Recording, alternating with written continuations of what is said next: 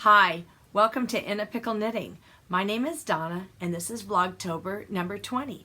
Today is October 20th, 2018. I'm coming to you from Manassas, Virginia, and thanks for stopping by. If you've been one of my everyday viewers, thank you so very much for stopping again.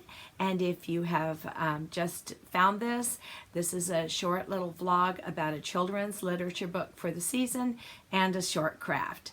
So today's book is called Haley's Halloween, written by Lisa Bullard, and it is an interesting mix of fiction, nonfiction. The fiction is realistic, so it's truly a nonfiction book. It's designed to teach a little something about the holiday, but it's more narrative to appeal to younger readers. So the little girl Haley, and she loves Halloween and is trying to decide what she wants to be.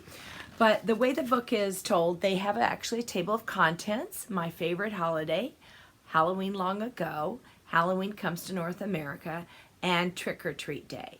So in the Halloween long ago, the book, and it does it through little captions on the page. So you're hearing a little story. She's trying to decide what she wants to be. But then this part right here in the little box is a nonfiction part. So it talks about the Celts and Samhain and why they had scary things, and then, you know, how that happened to come to North America. And in the end, you know, she chooses her little costume and is out with her friends. So if you want a book that blends, that has that nonfiction component, it also has do-it-yourself face paint in the back, a glossary, which is teachers like to see because it defines things, and you can point out that feature being helpful in a book, not having to get out the dictionary. There's also a bibliography and an index, some websites and books you can look at, and an index, those are all handy features if you're trying to teach young children about using an index. You don't want something overwhelming. So that's our today's book. Our craft today is going to be a fabric bowl that uses the clothesline you wrap the clothesline and use the zigzag stitch to create the bowl. And what I thought I would make would be a Halloween treat bowl. So I just used scraps that I've been using in all of my other projects, and cut the pieces of fabric into 3/4 inch wide strips. Now, ideally, you would use the bias, because when you cut it on the bias, you get a nice stretch. It goes the way you're going diagonally around this cording, works best, and you get, if I didn't say it, less raveling. But the fabric that I was using, I started with fat quarters. I've done cutting out of all of them, so I didn't have that bias that was going to be, you know, but very short. So although a few pieces, you know, I could have gotten the bias out of them, I just decided to go lengthwise. It's easiest, and I thought it would be fine. I have made these before and used lengthwise and used bias, and the bias is the best choice if you have that option on your fabric. So you cut the strips, and the narrower the better, but 3/4 inch works really fine for me, usually, even with the doing it on the straight grain. But if you do it on the bias, you definitely can go with the 3/4 inch. I don't think you want to go too much wider. Now, I have done them different ways. The person who taught me you took your strips, and she used not a fabric glue. She used a glue stick, not a fabric glue. And this is your cord. Now, what I have here was made by Dritz, and it's a 3/16 inches wide, and 3/16 inches wide. It is I think polypropylene cotton blend, heavier on the polypropylene than the cotton. You know, when I first used it, I didn't even look at the fiber content, and I just assumed it was all cotton, but it's not. And what you do is you're going to wrap diagonally your fabric around, overlapping each time. And actually, these little pieces that pop out don't bother me much. You end up zigzagging, it holds a lot of them down. You can trim a few off at the end, and I haven't really noticed a big problem. But I tend to think that little bit of rusticness is nice with something that you've made yourself. But anyway, you do this, and what she did was used a stick glue here and used a quilter's clip just to hold it in place. And when you get to your next strip, you get a different color, so it makes sense. You can put a little glue here and the next piece on like that and just keep going. What I find is the longer strip I can get covered, the easier it goes for the sewing. But I'm never sure, like, oh, how far do I need to go? And so ultimately I end up piecing as I go. But you can do piecing as you go totally if you just want to do it that way. Let me see. You don't just can't make bowls. You can stop really short and make coasters like this. And on this one, it was sewn with a variegated thread, and it's got such a wide variety of colors. This was a single fabric, just strips over and over again, whereas I did a variety of fabrics and had a lot left over.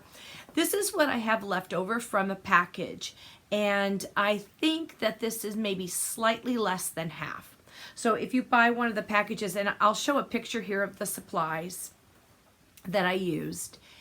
If you buy one package, I think you could get 2 bowls, maybe a little bit smaller than this, or one great big one. And you don't have to put handles on it. I did on purpose because I know my grandson's going to want to carry it around like this with stuff in it.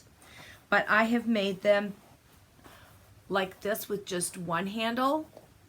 And I've seen some on Pinterest where instead it's just a bowl, and they come along and end by going in a circle here and stitching it on, sometimes with something decorative in the middle like a button, and those are really, really attractive. I use these to throw stuff in when I'm sewing at my sewing table. I just keep these there, like I can, throw all of my little pieces of stuff that I'm working with and just kind of declutter. And I have one that I throw scissors into, sharp things, my rotary cutters that I want to push all the way back to the wall, make sure that I know where they are and they're not at the edge of my table. So that's our craft for today. Now, I did film. I made this last night. It was late. I was tired and I did not want to set up a tripod to get footage of me sewing, which is hard to do for me anyway. So I just tried a couple times to pick up my phone and just sew a little bit, but that's me sewing and filming at the same time, so it's not going to be good coverage. And I did think I might have said something at one point, when you start to go from being flat and you want to make your bowl start to have sides, then you are sewing flat. But then when you sew your next one on, I turn my work is about at this kind of an angle. So that's the reason that I was filming. So if you want to see, how you get that angle, different angles will produce different amount of how much it goes out. As you can see, this one's more upright and this one goes out more, but I thought this will be a treat bowl. The other thing is I have another idea in mind for this bowl, and it'll come up later if everything works out right.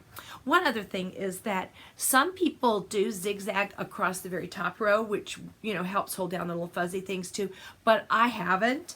This is a really old one, and you can see there's lots of little pieces like that, but nothing overwhelming, nothing that bothers me. Now, if you completely cover your cord, you don't know as you sew around if you're going to start stacking up the same color over and over again.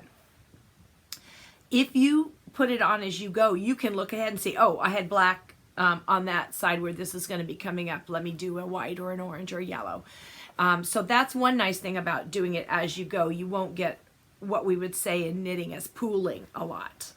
But down here I had wrapped it all the way to about here, and it's fine. So I hope that made any sense. I'm going to put the video clips at the end. I'm not going to have, except maybe in one part, maybe not, any talking. I'm just going to put some music, and if you want to watch that and just get an idea, there are lots and lots of tutorials, video and just like blog style tutorials out there on making these fabric bowls or baskets. So thanks so much for stopping by today, and I hope I'll see you again tomorrow. Bye-bye.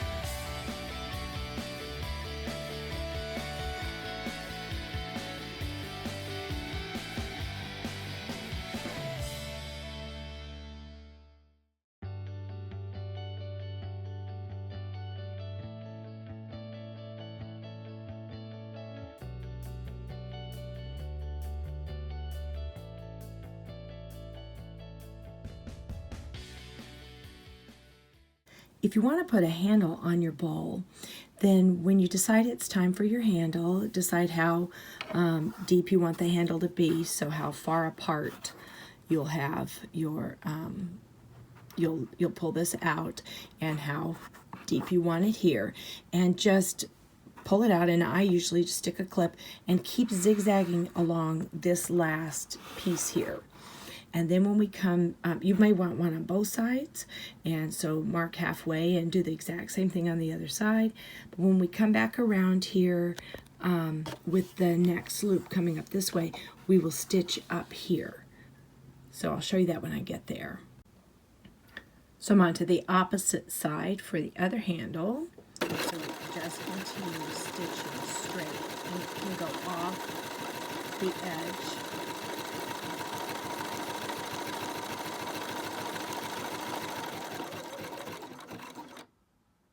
So here we are back around to the first handle, and we will just continue stitching around here. And you can decide how many rounds you want to go to make your handle, this part, how many loops you want along there. When you're ready to stop your bowl, then you want to cut your cording or clothesline at an angle there, and leave a longer piece of your fabric. Then I'm going to wrap it here. I'll have to stop the camera for a sec. So I wrap it like this, and then sew past the end and come back and trim off the little excess fabric.